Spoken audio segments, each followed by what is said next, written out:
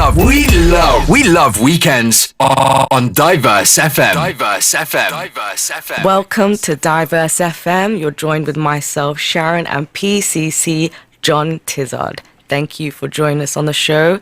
We have the Youth Connect segment. How are you been today? It's fantastic to be on the show. Thank you. And I'm really looking forward to talking with you, but also talking with your audience about policing, about my role, and how we can make Bedfordshire safer. I'm looking forward to know more about your role as well. Let's dive into it. For the listeners who may not know, what does a police and crime commissioner actually do, and how does your work affect young people directly?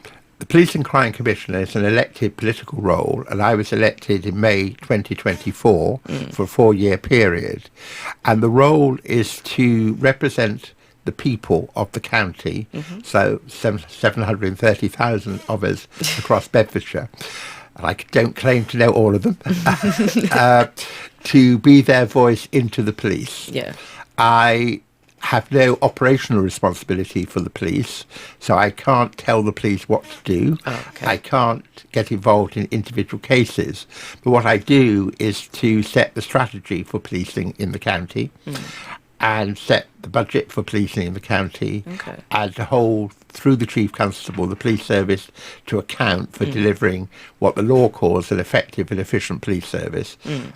So my role is very much to champion the interests of the residents and businesses of the county. Okay, so it's a lot of work behind the scenes you do. Well, it's both behind the scenes and in the public, because in order to do my role, I can't be the voice of the people if I don't listen to the people. Yeah, so and I can sit in my office in Bedford, or I can sit in my home, but that won't tell me what's going on. So I spend a lot of time meeting organisations, communities, residents, local authorities, and other interested in going to schools and colleges as well, because I'm very keen to hear what the young people feel about crime and what the future for their county is and for their town. So I hope I do quite a lot publicly. And, you know, as all politicians, one likes a bit of publicity as well. Yeah, that is true. What do you think is the biggest safety issue facing young people are facing in the area right now? I think young people are facing many challenges. And, you know, I could list a very long list of those challenges in terms of safety. There's clearly a big issue about online crime, seduction. We're hearing a lot today in the last few days about social media and how that can influence. And I think it's really important that young people understand to use social media responsibly and to understand what truth and what's not truth and not to follow misinformation. We have a scourge of knife crime, which is really dangerous, really damaging. It's not just the young people who carry knives, and I often get worried when I hear people assume it's only young people that carry knives. We've had some pretty horrible incidents, including homicides in the county recently, where it's elderly, you know, older people, not young people. But I think it's really important we convince young people not to carry knives, not to get involved in violence. The drug scene is pretty serious too, and I don't just mean people taking illegal drugs. It's clearly wrong and not good for them, as well as not good for society. But we have a number of county lines, as they're described, where young people get encouraged, seduced into working with what ultimately become quite organised groups. Criminal groups. But they may be asked to, you know, carry goods for, you know, for them. They be asked to hide the stash substances or whatever it may be. And, you know, the first time it may be you can have the latest trailers or the latest smartphone. So there's always a benefit for the action. And then second, third time it would be, we know where you live, we know where your parents are. Okay, so it turns and you get that into a bit of blackmailing. You know, and so it's quite innocent people of all social classes, of all ethnic groups can get sucked into that. And it's really important we help young people to avoid getting sucked into crime. Yeah. It sounds a bit like grooming as well. There are elements of grooming here too. Elements. But I'm not talking about grooming that may lead to sexual exploitation. Yeah, Clearly, no, I wasn't. There's some of that as well. Yeah. But it's that just enticing, identifying vulnerable young people and then sucking them in. Grooming can come in many forms. Many forms. Not just sexual. The trainers, as you said, making them feel special or important as well. I'm talking about young people as well. Many young people don't trust the police. What are you or the department doing to rebuild the trust for young people, especially from diverse backgrounds? What's interesting is we jointly with the police, I undertook or commissioned an opinion poll of residents right across the county in October of last year. And one of the questions we asked was, do you have trust in the police? And 62% of the population, and it was a scientifically selected poll by More in Common, one of the national pollsters, 62% of the population said they had trust in the police. Okay. That worries me because that means nearly 40% don't have trust in the police. And if I was writing a headline as a journalist, I'd know which one of those I might choose.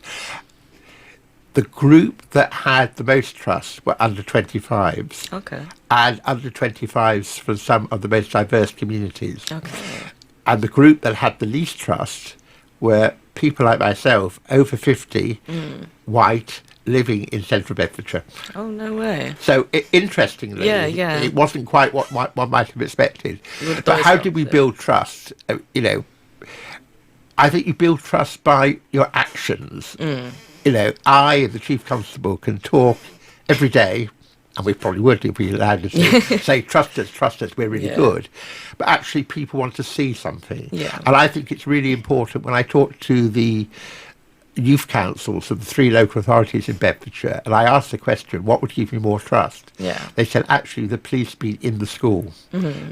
Having a daily, not daily, but a regular contact with the police and understanding the police are just like us. Yeah. The police are citizens. Yeah, seeing them first and foremost. And seeing them as supporters and friends, not as enforcers.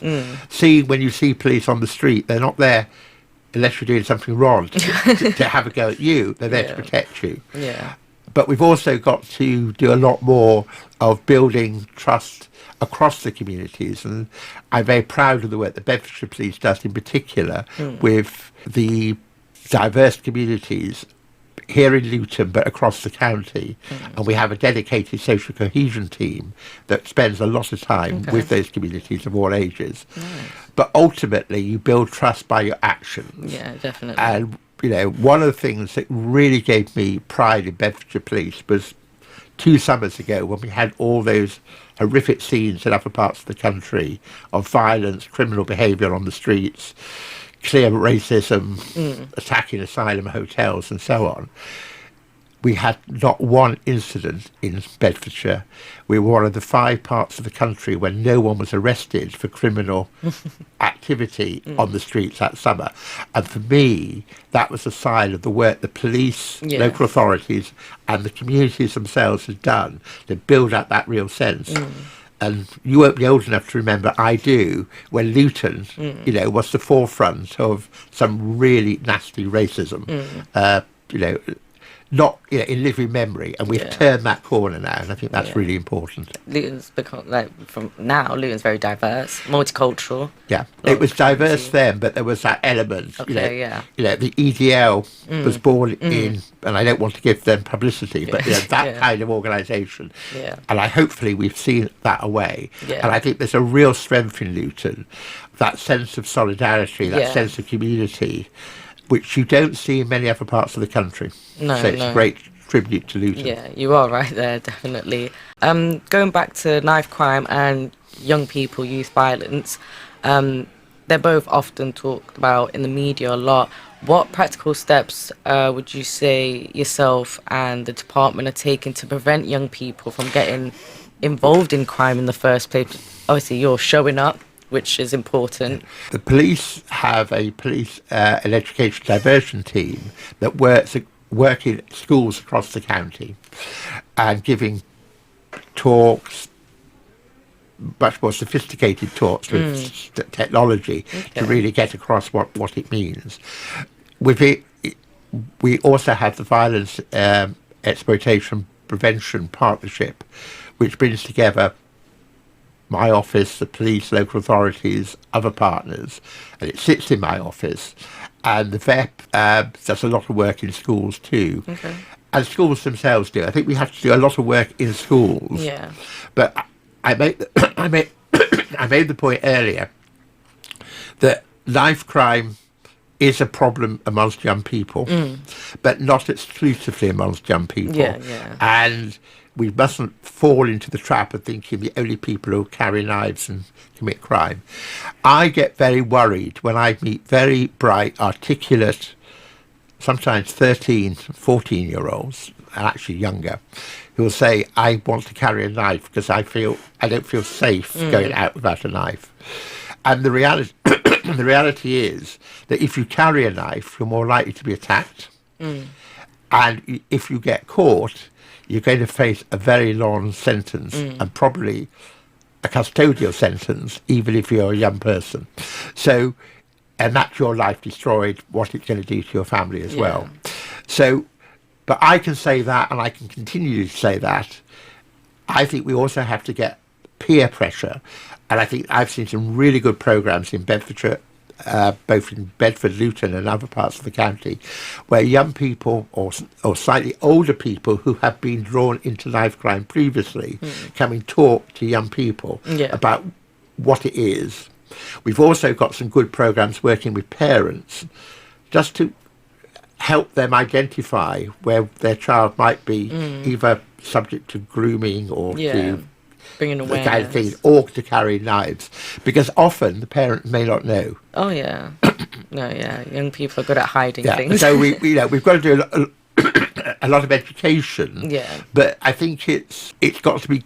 What we mustn't do is sort of lecture or get in the pulpit and say, "Thou shalt not carry a knife," because that could scare them away when or it seems to. It might even entice some to do so, and that would be wrong. Encourage them. So speaking about young people's voices, how you mentioned, a young person said they carry a knife for safety.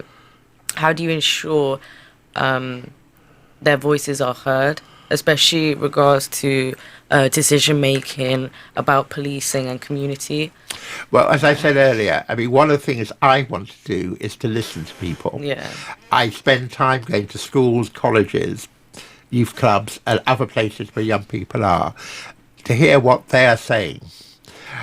But I want to hear the voice of all young people, not just the vocal. And that can be difficult. So programs like this are really important because it gives me a chance to talk, and I hope there'll be sort of some feedback from it too. I'm very open to, when I set the police strategy and hold the police to account, to know what people of all ages want, but I think particularly young people, because so often they're the ones who get sort of excluded from some of this conversation. And we are back. Thank you, everyone. Hope you enjoyed that track. I'm still in the building with PCC. John Tizard, how are you? Had a good little break? It was good to have a break, but I'm looking forward to continuing our conversation. Yes, no, definitely. Okay, let's go on the topic with stop and searches. It's a controversial topic. How do you ensure it's used fairly and isn't used unfairly towards young people? Stop and search is an important tool for the police when used properly and used proportionately. I have a responsibility to ensure those things happen, and we have within my office, we run a community scrutiny panel that looks at the stop and search, and they will look at video camera, on a on a selective basis, obviously can't look at every time, and make a judgment on whether the police have used stop and search effectively. So they'll get a report, they'll talk to the police officers, and as I say, look at video, both film and voice recording. And I think that helps enormously, because I hope it gives public confidence we are holding the police to account.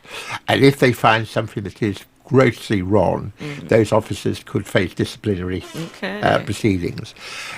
Last year, I introduced a charter for stop and search, which very clearly set out the rights and entitlements of citizens, whether they're young or old, if they are stopped, what they should expect. Okay. And they should expect the police to explain to them why they're being stopped. They should know who the officer is and what his or her number is. I think that's very important. The video camera and recording are on, and it's right through to the scrutiny. And I think it really is important that we that the police use it. We know that across the country, if you're black, you're more likely to be stopped. In Bedfordshire, we do a lot better than the national performance for proportionality, but I think we need to go further. So when the police use stop and search, I would expect them to use it only where absolutely essential, and to use it proportionately. And if there's any indication they are targeting one particular group for whatever reason, because of ethnicity, gender, whatever, that would be completely wrong. So citizens are able to make reports, because you were mentioning that as well, the reports. So if someone feels as if they were stop and search unfairly or for unfair reasons. If you are stopped and searched, you should be given a card by the officer, which will give you details of how you can complain. You can also go on to either my Police and Crime Commissioner website or the police website and look up complaints. Oh, nice. And I have responsibility for first line complaints, not for the most serious ones that will go to professional standards or even to the IOPC, which is Independent Office of Police Conduct. But I think it really is important if people feel aggrieved, they feel they have been unfairly treated by the police, they make a complaint. I hope that's a minimal amount, but complaint, making a complaint is an important part of the accountability process. It's good as well for people to know they are able to make complaints against the police, because some citizens may feel like, as it's the police, the authority they have, you can't make complaints. Well, I mean, some people will feel that, and one of the reasons I transferred when I came into office, first line complaints were handled by the police themselves, and my office is independent of the police. We've obviously passed overall in the same organisation, and I thought it was really important that independence was there. I also use the analysis from complaints to understand where people are feeling. Is there a pattern? Are particular people being more aggrieved than others? What can we learn from that? And I feed that back into my strategic conversations with the police. But I hope that people in Bedfordshire don't need to make complaints, but I hope they have the confidence, if they feel they have a complaint, they will make it. I think that's important as well, people having the confidence, not just to make complaints, but confidence in the police. I think the two go together. And I think, if you make a complaint, there is a process and you'll be kept informed. Okay, nice. And and if the outcome is not the one you were hoping for, I would hope it would be explained to you why it wasn't. Talking about people, mental health, let's move on to mental health. As we know, it affects a lot of young people, especially with the rise of social media and online presence. How do the police work with schools, youth services and mental health teams to support young people in crisis? You shared how you guys help young people within schools and youth services and other things, but what about mental health issues? Well, mental health primarily is not a police responsibility. It's a health service responsibility. And we have an agreement with the health service and the ambulance service to have a right care, right person. So if somebody has a mental health problem, the police will only be intervening if there's a threat to life or to serious injury, because it should be a matter for the local, for either the health service or local authority of social services. The police will inevitably be called to incidents where there is a problem with this caused by a mental health problem, and they will take appropriate action. But part of that action will be if necessary, taking the person to a health facility. We know in Bedfordshire, I think other parts of the country, but probably more significantly in Bedfordshire, that we have got a paucity of services, particularly for young people, whether they're younger school age or above 16. I'm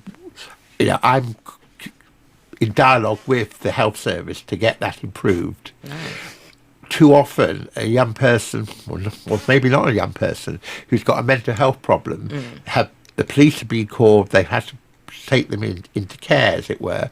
They'll have to, because there's no mental health specialist facility, they end up in A&E at the Luton Industrial Hospital or Bedford Hospital, which is completely inappropriate. And it takes up a lot of police resource. And although police officers have some training, they're not mental health workers, and they're most certainly not clinical paramedics. That was interesting. I did want to know more about that, like how involved you are. Obviously, it's understandable. I think my involvement is very much, again, going back to that being the voice. I know there are problems with the lack of services, so part of my job is not only to chivvy the police, is also to use my hopefully sharp elbows with the health service as well. Yeah, that's amazing to hear. For you to do that, to not just focus on the police department, but also the other departments there is as well. So for opportunities, young people to get involved, whether that's youth panels, volunteering, or even careers in policing.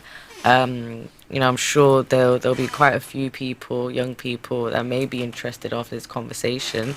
Please share if there are any opportunities for young people. Well, there are many opportunities. We have a cadet scheme, so young people can be a police cadet. Yeah, my cousin did cadets, actually. And sometimes that will be the first step to becoming a police officer. Young people can, I would see the police as a good professional career. And I think one of the reforms the government are introducing will strengthen that professionalisation of policing, which is to be welcomed. But it's a good career to go into. And I'm very keen that we have a police force, we've got some way to go in Bedfordshire, that looks like it's representative in terms of ethnicity and other factors of the population we're serving. And we've got a long way to go in that area, though we're making progress. You can also volunteer. I've talked about the scrutiny panels. We have scrutiny panels that that scrutinise stop and search, use of force, which is another contentious issue. Also, we have independent custody visitors who go and make sure standards are being maintained in our custody suite here in Luton and the one in Bedford, and that's again important. And I'm really keen. We've deliberately got out to recruit young people, but I would like to go further.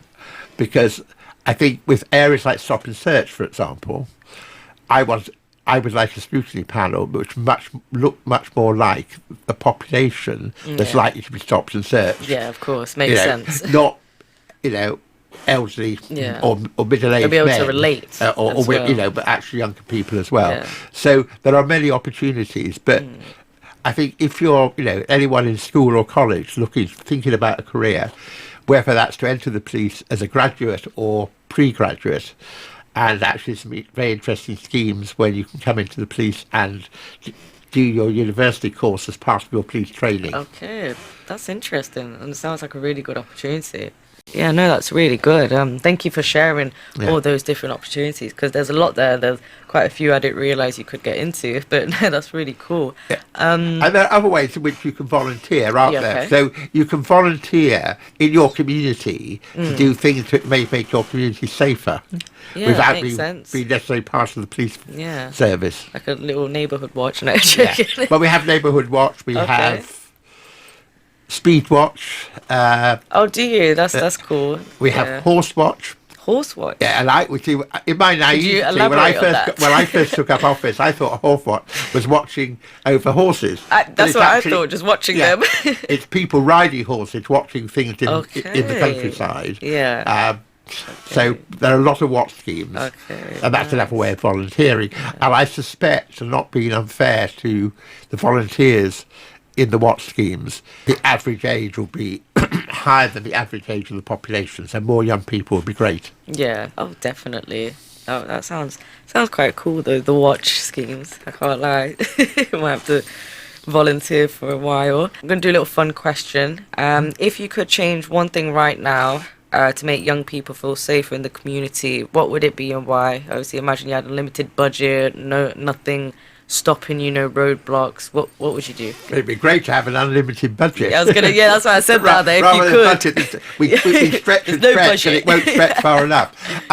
I think it would be to really get a program in the community and in schools that would create in the minds of young people to be much more active citizens and responsible citizens.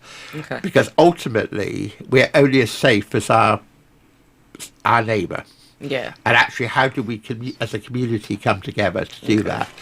And on a wider level, I've always believed that there's a triangle which has criminal justice on one side, social justice on the other, underpinned by human rights. And if we look at there's such a strong correlation and causation of crime related to poverty, inequality, poor education, poor housing, poor employment, and we've got to address that.